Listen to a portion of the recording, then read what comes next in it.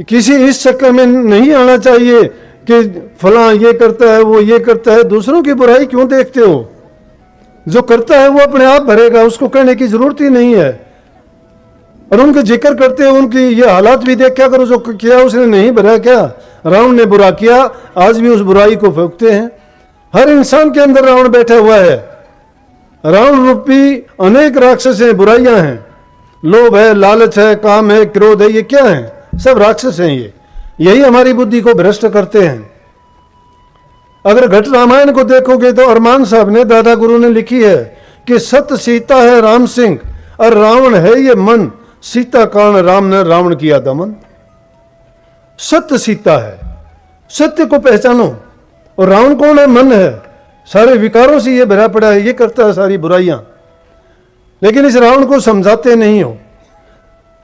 लेकिन जब वो राम मिलता है, इसका वध करेगा, फिर इसको सजा मिलेगी।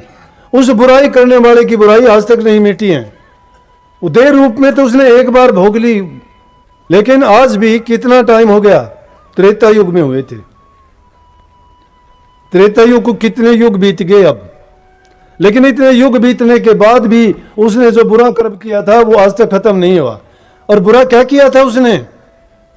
साधु के भेष में माता सीता को लेके आया था। धोखा। धोखा क्यों किया? अगर वो ऐसा धोखा नहीं करता तो रावण की भी ये बुराई नहीं होती। अगर वो साधु का भेष धारने के बजाय राजा बन के युद्ध करके सीता, माता सीता को लेके जाता, तो आज रावण की ये दुर्गति नहीं होती, आज भी नहीं जलाते। श्री रामचंद्र जी की पूजा क्यों होती है? कि उन्होंने पिता का हुक्म उसने माना। जिसने उससे दुश्मनी की, जिसने उसको वनवास दिलाया, कि कई को भी उसने माता के रूप में ही पूजा। मंथरा जो दासी थी, जो सारे इसके षड्यंत्र की रचने वाली, और वापिस आने के बाद भी उसको सजा नहीं देने दी।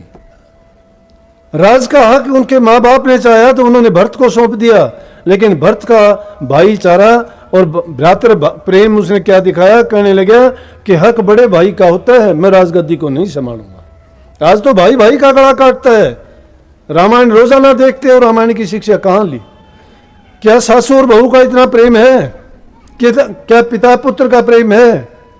कहाँ गए वो प्रेम? जो रामायण रोजाना देखते हैं उनसे क्या शिक्षा मिलती है? इसलिए मैं कहता हूं, सुनते हैं, देखते हैं, करते नहीं है। क्या फायदा है उसका देखने सुनने का? जब तक इंसान प्रैक्टिकल नहीं बनता है, जब तक उसको क्रियात्मक रूप नहीं देता है, मिथ्या है सब कुछ। लाख सत्संग सुनो, लाख तुम कहो कि मैं भजन करता हूं, सुमन करता हूं, ध्यान करता हूं, मैं कहता हूं झूठ बोलते हो। वो अगर करोगे उस दिन तुम्हारा दिल बदल जाएगा, भावना बदल जाएगी, तुम्हारा भाग्य पलट जाएगा, तुम्हारे कर्मों से निवृत्ति मिल जाएगी, तुम एकदम पाक साफ और पवित्र हो जाओगे। फिर तुम सत्य को जानने वाले और सत्य में जाके समा जाओगे। कही है, महर्षि जी ने एक शब्द लिखा बहुत अच्छा, कि जिनको चाहे राम नाम की, राम उन्हें मिल जाते हैं। जिनको चाह राम नाम की होती है उनको मिल जाता है राम। हमें तो चाह नहीं है उसकी, चाह तो संसारी पदार्थों की है, जिसके लिए रात दिन भागे फिरते हैं, जिसके लिए हम ईर्ष्या, झूठ, कपट, बेईमानी करते हैं, जिसके लिए गले काटते हैं, देखते ही नहीं कि इससे कितना बुरा अनर्थ और कितना पाप कर रहे हैं। नाम की तुलना उन बुराइयों से करेंगे क्या? अरे दोनों चीज कहां मिलेंगी? रात और दिन इकट्ठे मैंने कभी नहीं देखे इकट्ठे हुए हूं। तो भक्ति और वो पाप कर्म कैसे इकट्ठे हो जाएंगे? तो मन भी साफ जब तक नहीं है, मन में बुराइयां भरी पड़ी है, नाम कैसे ठहर पाएगा? अगर उसे नाम को अंदर में ले जाना चाहते हो, नाम की कमाई करना चाहते हो, तो पहले हृदय रूपी पात्र को साफ करो, और उसको साफ करने में मदद करेगा आपका गुरु। इसीलिए कहा है कि गुरु को हर पल सुमरो भाई, हर पल। कबीर साहब कहते हैं, गुरु माथे से उतरे शब्द भी ना हो, ताको काल घसीट सिर बचा न सकता कोई। जब माथे से गुरु उतर जाता है, गुरु क्यों उतर जाता है? गुरु माथे पे नहीं बैठता। गुरु माथे से उतरने का मतलब है जब गुरु का ख्याल हट गया। गुरु का ख्याल हटने से मतलब है गुरु ने जो ज्ञान दिया था उसको भुला दिया। गुरु ने ज्ञान कौन सा दिया था? गुरु कहता है किसी का बुरा ना करो, किसी से धोखा ना करो, किसी छल कपट बेईमानी ना करो। ये इसका मतलब अगर करते हो तो गुरु से धोखा करते हो। किससे से करोगे? आप भक्तों के लिए कहता हूं, किससे करोगे? आप अपने मन से करोगे, अपने धन से करोगे, तन से करोगे? नहीं है तुम्हारे ये तो गुरु को दे चुके थे। गुरु को नहीं दिए तो धोखा गुरु से भी किया है तुमने। गुरु ने ये कहा था नाम देते वक्त कि इन तीनों चीजों से कोई बुरा काम नहीं करना। तन मन धन तीनों गुरु के अर्पण इसलिए करते हैं कि गुरु की आज्ञा के बिना हम कोई ऐसा बुरा कर्म नहीं करेंगे कि जिससे किसी को तकलीफ हो। धन से नेक काम करो, दान करो, पुण्य करो, भूखे गरीब की मदद करो। मन से अच्छे विचार, अच्छे ख्यालात रखो, अच्छी बातें सोचो, किसी के प्रति बुरी भावना ना पैदा करो मन में। मन अपने आप पाक साफ हो जाएगा। बीज जैसा बोओगे वैसी फसल देगा। मन के अंदर बुराइयों के बीज बो के अच्छाई का फल कभी नहीं पा सकते। और तन से सेवा करनी है। किसकी सेवा? जो सेवा मिल जाए। तन से सेवा करके तो देखो। तन की सेवा, शुद्धता, पवित्रता किसके है? तन पवित्र सेवा किए। सेवा करने से तन पवित्र हो जाएगा। अब हर इंसान रोग लिए फिरता है। कहां से आगे रोग? तन से सेवा ही नहीं करते। ईद के बकरे की तरह से अपने शरीर को पाल लेते हैं, खा खा के, पी पी के, मस्त रह के, आराम कर करके। काम करना ही नहीं, दूसरे से करवाते हैं। पानी पीने की जरूरत हो तो भी दूसरे से कहते पानी देना। दूसरे से क्यों करवाते हो? क्यों उसका कर्ज चढ़वाते हो अपने ऊपर? परमात्मा ने तुम्हें हाथ दिए, हाथों से काम करो। चलने के लिए पैर दिए हैं, चलो।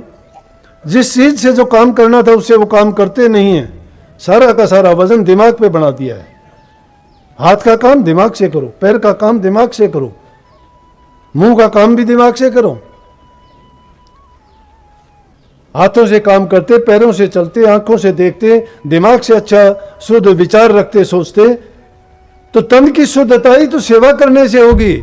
मन की शुद्धताई नाम के जपने से होगी। और धन की शुद्धताई दान करने से होगी। शास्त्र कहते हैं तन पवित्र सेवा किए, धन पवित्र किए दान, मन पवित्र हरि सिमरन से त्रिविध हो कल्याण। कल्याण करने के 3 साधन हैं और ये सारे के सारे वर्णित हैं रामायण में। इसलिए रामायण को 5वां वेद अगर कहें तो अतिशोक्ति नहीं होगी। वेदों से जो लाभ नहीं उठा सकते वो रामायण से उठा सकते हैं। हम नाम लेते हैं, धर्म का लेते हैं, कहीं गोपालक का नाम लेते हैं, गो रक्षक का नाम लेते हैं, हिंदू धर्म का नाम लेते हैं, डंके की चोट पे कहते हैं। क्या गाय माता की सेवा करते हैं आप में से कोई? प्रचार करने के लिए, कहने के लिए, लेक्चर भाषण देने के लिए हम बहुत हो जाएंगे, लेकिन गौ माता की हालत अगर देखोगे, रास्ते में उसके पास से गुजर जाओगे, वो जिस हालत में है उसको अगर वो दुखी है उठा भी नहीं सकते। गाय को जब इतना हम माता कह के मानते हैं, उसको इतना शुद्ध और पवित्र, तो मां की यह हालत कोई देख सकता है? अरे गांव के तो बच्चा और बच्चे भी जब बोलते हैं तो उनके तो मुंह से भी आवाज निकले मां, वो दूसरी आवाज भी नहीं निकालते, उनकी तो और आवाज भी नहीं है। उस मां को ये तकलीफ देते कौन से हिंदू हैं हम? किस धर्म में लिखा है कि जिस चीज को पूज्य मानते हैं और उसकी हम ये दुर्गति भी देखते हैं? गाय की सेवा करोगे, मैं कहता हूं तुम्हारे शरीर के सब रोग दूर हो जाएंगे।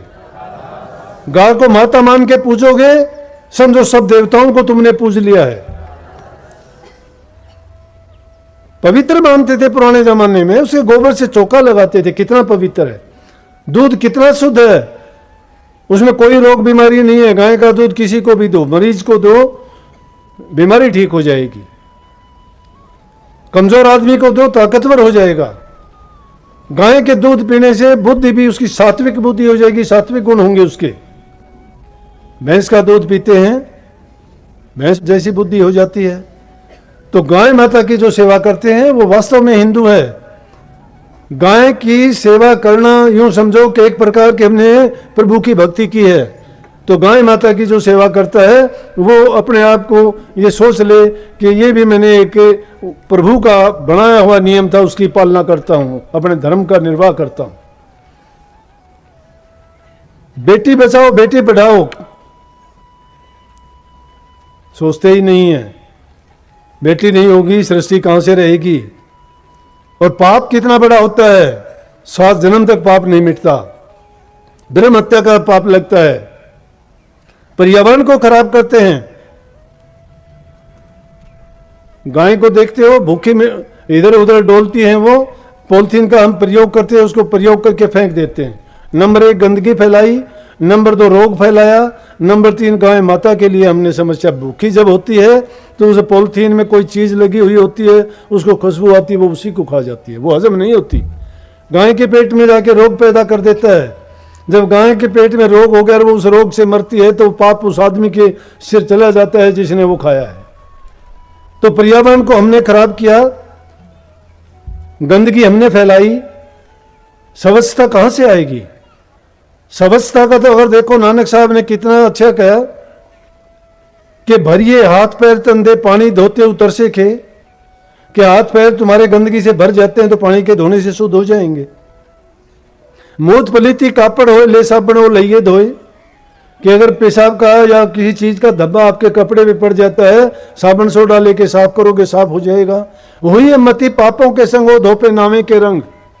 अगर तुम्हारी बुद्धि मलिन हो गई है, किसी से साफ होगी वो नामे के रंग।